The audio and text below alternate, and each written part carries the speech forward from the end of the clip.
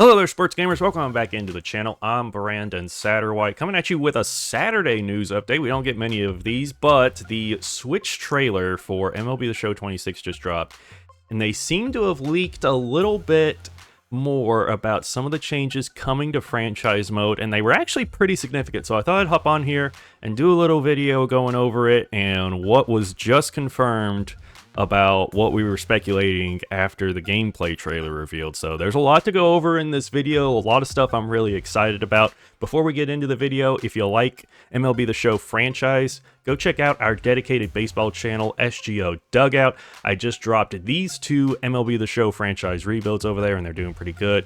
My guess is if you're clicking on this video, you like franchise mode, so you'll probably like those videos as well. We are on the road to 1,000 subs over there, so I really appreciate your support. With all of that out of the way, guys, let's get into it.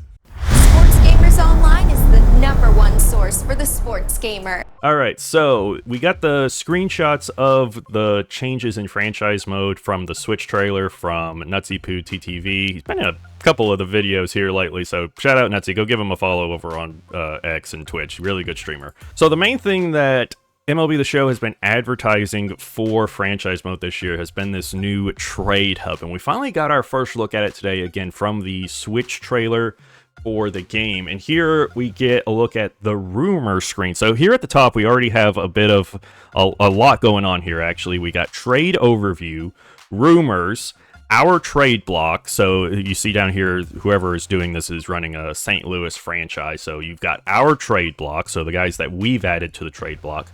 Untouchables, which confirms what I was saying in the gameplay trailer reaction video, that you will be able to set untouchables, and so will the CPU. So that is huge. That is a big thing. I think that's really going to help out with a lot of the crazy trades that we've seen. You know, the things like Aaron Judge getting traded, or Paul Skeens, or Gunnar Henderson. You know, I think that is probably one of the biggest things that they're adding this year. I really think that's going to help with the trade logic this year. We also have trade targets and then positions. We'll get to that one in a second because that actually seems to be a pretty big thing. But here on the rumor screen, you talk about potential trades that happening around the league. So you've got Clay's Gossip Forum, user Goldilocks Closet. The Reds are scouring the market for an upgrade at third base. You also have one here, the Blabber Barn, blabbering Tim Cruz. The Royals are shopping John Schreiber. So it looks like there will now be this screen where you can get sort of rumors about like what teams are wanting and guys that they might be looking to move, instead of just having, you know, the trade block, which, you know, you'd see a lot of times when you're simulating through a season. You'd see big name guys get moved that weren't even on the trade block, so you really didn't even know that they were available. But hopefully with this feature now, you'll be able to get a feel for who they might be willing to move, even if they're not necessarily on the trade block, which I think is a really cool addition. And also, you know, I think this is kind of funny, you know, the forums, you know, I love sports forums in general, especially like in college football. They get really crazy. So I always like it when games incorporate, you know, those into the game. And here's a look at the trade overview. So here you've got, looks like an offer that has been sent from the Cardinals to the White Sox, offering Nolan Gorman for Chris Murphy here. And you can see, you know, you've got old budget, new budget, which is something we see. It shows what the trade deadline is, what today's date is. You can modify a request after you have sent it.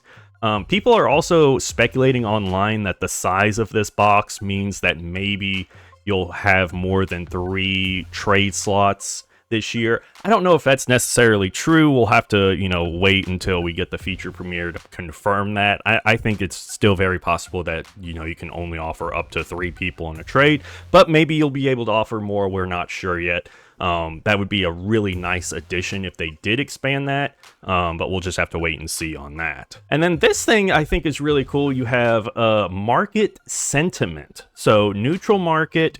Trade prices may remain stable with an average number of teams looking to sell. So I think this is really cool that the market is going to change throughout the year and will likely, you know, here you know, this is on April 27th. You're not even really that close to the trade deadline. I expect that as you get closer to the trade deadline, you know, you get much more frequent trades where you're going to have, you know, teams looking to sell, teams looking to buy, and this will probably change to like a buyer's market where if you're looking to buy players from selling teams, you're able to get them kind of cheaper, or you have a seller's market where, you know, you don't have that many big name guys that are out there available. So if you're selling, you can usually get a higher price for the guys that you're selling. I think that's really cool. And I like that, you know, there is a little bit of extra strategy in there about when you choose to sell off guys or when you try to add that extra piece that your team is missing.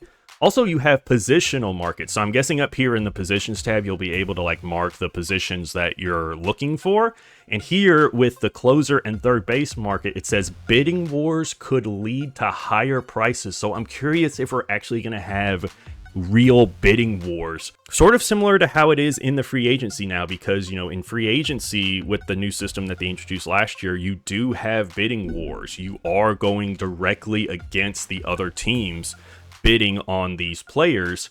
And so I wonder if they've implemented some of that logic into trading, where like if I'm going after a third baseman like say Nolan Arenado and there's other teams that want him, if, you know, I send an offer and then they come back and the team that I sent the offer to comes back and is like, hey, we got better offers from these guys, you're gonna have to increase your offer in order to basically stay in competition with those others. I think that would be a really, really cool system. And I think it's going to make the trade deadline be like a really important piece of franchise mode every year. Now, I already know that the trade deadline can get pretty crazy when you're simulating an MLB The Show, but that's mainly because of how bad the trade logic is. That's the only reason it gets crazy, is because you do see guys like Paul Skeens or Gunnar Henderson getting traded when, you know, they in real life probably wouldn't at this point in time. But this would be more like teams overpaying